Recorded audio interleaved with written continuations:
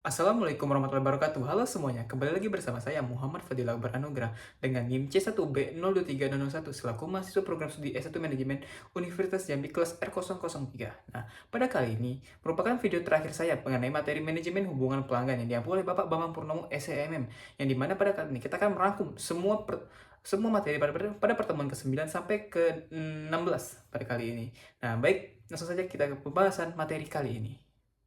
Baik, pada pembahasan materi pertama yaitu pada materi pertemuan ke-9 yaitu dengan tema mengapa kita penting mempelajari manajemen hubungan pelanggan. Nah, manajemen hubungan pelanggan menjelaskan pentingnya CRM atau Customer Relationship Management sebagai strategi bisnis untuk memahami pelanggan secara lebih mendalam guna meningkatkan kepuasan, loyalitas, dan efisiensi operasional perusahaan. CRM membantu perusahaan mengumpulkan dan menganalisis data pelanggan, memungkinkan personalisasi layanan, serta meningkatkan pengalaman pelanggan. Pengguna CRM juga berperan dalam retensi pelanggan yang lebih hemat biaya daripada akuisisi pelanggan baru. Nah, selain itu, CRM meningkatkan efisiensi operasional melalui otomatisasi, tugas-tugas layanan pelanggan dan pemasaran, memperkuat kolaborasi antar tim, serta membantu pengambilan keputusan berbasis data. CRM mendorong pertumbuhan pendapatan melalui identifikasi peluang penjualan baru dan segmentasi pemasaran yang lebih relevan.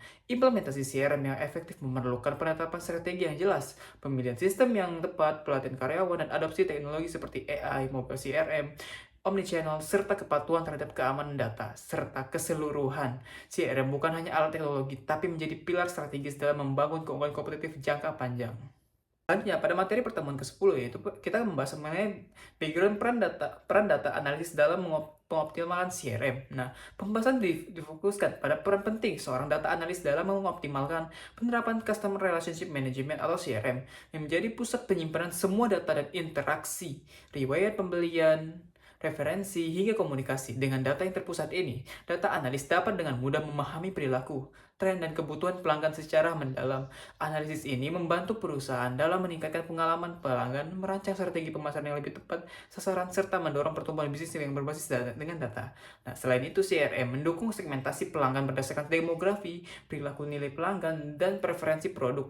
Data analis juga memanfaatkan CRM untuk memprediksi dan mencegah churn pelanggan dengan menggunakan modal prediktif berbasis data historis. Pengetahuan ini memungkinkan intervensi proaktif sebelum pelanggan pergi. Teknologi seperti SQL, Python, serta alat visualisasi seperti Power BI dan Tableau sangat penting dalam proses ini. Materi juga menyentuh potensi dan tantangan penerapan Big Data di Indonesia, seperti keterbatasan infrastruktur, kurangnya SDM ahli, serta isu privasi dan keamanan data. Namun, peluang karir di bidang ini sangat luas dengan berbagai peran seperti data scientist, analis, dan database administrator. Baik, selanjutnya pada materi pertemuan ke-11 kita membahas mengenai penciptaan nilai pelanggan dalam manajemen hubungan pelanggan.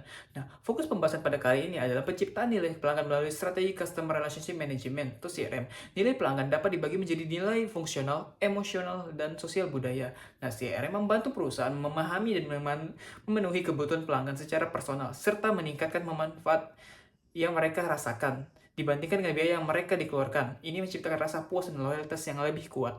Nah, strategi utama dalam menciptakan nilai pelanggan lewat CRM antara lain personalisasi layanan, peningkatan kualitas layanan pelanggan, pemasaran target, serta program loyalitas yang menarik.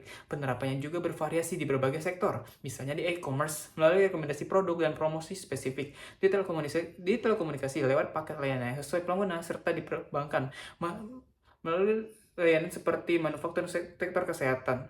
Dengan layanan yang lebih terintegrasi dengan efisien, kunci keberhasilan CRM terletak pada pemanfaatan data secara optimal untuk memberikan pengalaman pelanggan yang relevan, mendorong kepuasan dan keunggulan kompetitif jangka panjang. Baik, pada materi pertemuan ke-12 adalah mengenai penerapan dalam AI dalam CRM atau transformasi hubungan pelanggan. Nah, dibahas dalam bagaimana penerapan kecerdasan buatan atau AI dalam Customer Relationship Management adalah merevolusi cara perusahaan berinteraksi dengan pelanggan. AI memungkinkan otomatisasi berbagai tugas rutin seperti pengisian data, penjadwalan, dan segmentasi pelanggan, sehingga meningkatkan efisiensi dan mengurangi beban kerja manual. Selain itu, AI membantu memahami perilaku dan emosi pelanggan melalui analisis sentimen, prediksi perilaku, serta pemberian rekomendasi produk yang lebih relevan. Nah, AI juga memperkaya interaksi pelanggan dengan chatbot 24 jam, komunikasi personal, serta respon yang tepat dan akurat. Bagi tim internal, AI mendukung peningkatan produktivitas dengan menyediakan informasi penting, memprioritaskan prospek, dan memberi wawasan strategis. Pada materi pertemuan ke-13 mengenai pentingnya peranan customer service dalam manajemen hubungan pelanggan. Nah, dibahas pada materi kali ini mengenai pentingnya peran layanan customer service atau CS sebagai bagian inti dari strategis customer relationship management. CS menjadi ujung tombak dalam membangun interaksi langsung yang berkesan dengan pelanggan melalui pengalaman yang positif, layanan yang responsif, serta penanganan masalah yang empatik dan personal. CS mampu menciptakan kepercayaan, loyalitas, dan hubungan jangka panjang yang berharga bagi perusahaan. Lebih jauh lagi, CS yang baik berkontribusi besar dalam meningkatkan retensi pelanggan, menurunkan churn rate, serta memperkuat citra dan reputasi perusahaan. Tim CS juga menyediakan data dan umpan balik penting yang bisa digunakan oleh tim lain untuk mengembangkan produk dan strategi pemasaran dengan dukungan teknologi CRM. CS dapat bekerja lebih efisien melalui otomatisasi tugas, basis pengetahuan, dan sistem pelayanan multisaluran. Baik, selanjutnya pada materi pertemuan ke-14 adalah kita akan membahas mengenai manajemen jaringan pelanggan. Nah, manajemen hubungan pelanggan pada pertemuan ke-14 kali ini dijelaskan konsep manajemen jaringan pelanggan dalam konteks CRM. Nah, proses ini mencakup pengumpulan data dan integrasi data pelanggan dari berbagai titik kontak seperti website, media sosial, layanan pelanggan, dan penjualan. Data yang terkumpul digunakan untuk menciptakan profil pelanggan 360 derajat yang kemudian dianalisis untuk melakukan segmentasi dan personalisasi layanan. Dengan pendekatan ini, perusahaan dapat menyampaikan pesan dan penawaran yang lebih relevan dan sesuai kebutuhan dengan pelanggan. Dan selain itu, materi kali ini membahas pentingnya pengelolaan interaksi dan komunikasi yang terintegrasi di berbagai saluran melalui otomatisasi pemasaran, manajemen penjualan, serta layanan pelanggan yang lebih efisien. Peningkatan loyalitas juga didorong melalui pelayanan yang proaktif, pengumpulan umpan balik, dan program loyalitas. Selanjutnya, pada pertemuan ke-15, kita akan membahas mengenai korelasi manajemen hubungan pelanggan dan manajemen hubungan pemasok. Manajemen hubungan pelanggan. Pertemuan ke-15 kali ini membahas tentang korelasi antara hubungan relationship management atau CRM dengan supply relationship management atau SRM. Nah, meskipun CRM berfokus pada pelanggan dan SRM yang pada pemasok, keduanya memiliki prinsip dasar yang sama, membangun hubungan strategis yang kuat dan saling menguntungkan. SRM yang efektif dapat secara langsung berkontribusi pada keberhasilan CRM, seperti menjaga kualitas produk, dan meningkatkan keandalan yang pasokan, serta mendukung inovasi dan efisiensi biaya yang pada akhirnya akan meningkatkan kepuasan pelanggan. Nah, manajemen hubungan pemasok melibatkan proses seperti segmentasi pemasok, penerapan KPI, dan pengembangan strategi komunikasi hingga pemantauan kinerja. Nah, strategi SRM yang sukses akan mendorong pengurangan risiko, efisiensi biaya, dan inovasi dengan produk. Nah, contoh penerapan di industri otomotif dan retail menunjukkan bagaimana kolaborasi jangka panjang, komunikasi terbuka, dan evaluasi berkala menjadi kunci dalam menjaga kualitas pasokan dan meningkatkan daya saing. Kesimpulannya, sinergi antara CRM dan SRM akan menciptakan ekosistem bisnis yang lebih tangguh, efisien, dan responsif terhadap kebutuhan akan pasar. Pada materi pertemuan ke-16 mengenai tantangan penerapan CRM dan tujuan akhir CRM bagi suatu perusahaan. Nah, materi kali ini dibahas tentang tantangan utama dalam implementasi Customer Relationship Management dan tujuan akhir yang ingin dicapai perusahaan melalui CRM. Tantangan mencakup hambatan dari sisi sumber daya manusia, seperti resistensi terhadap perubahan, kurangnya pelatihan, serta minimnya dukungan manajemen.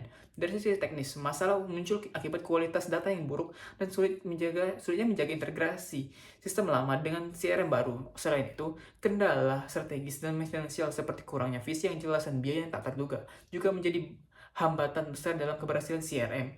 Meskipun begitu, tujuan akhir CRM sangatlah strategis, meningkatkan kepuasan dan loyalitas pelanggan, memaksimalkan pendapatan melalui retensi serta upselling dan cross-selling, dan meningkatkan efisiensi operasional CRM, juga membantu mengurangi biaya akuisisi pelanggan, memperoleh wawasan data yang lebih dalam, dan membangun hubungan jangka panjang yang berdampak positif pada pertumbuhan suatu bisnis yang berkelanjutan.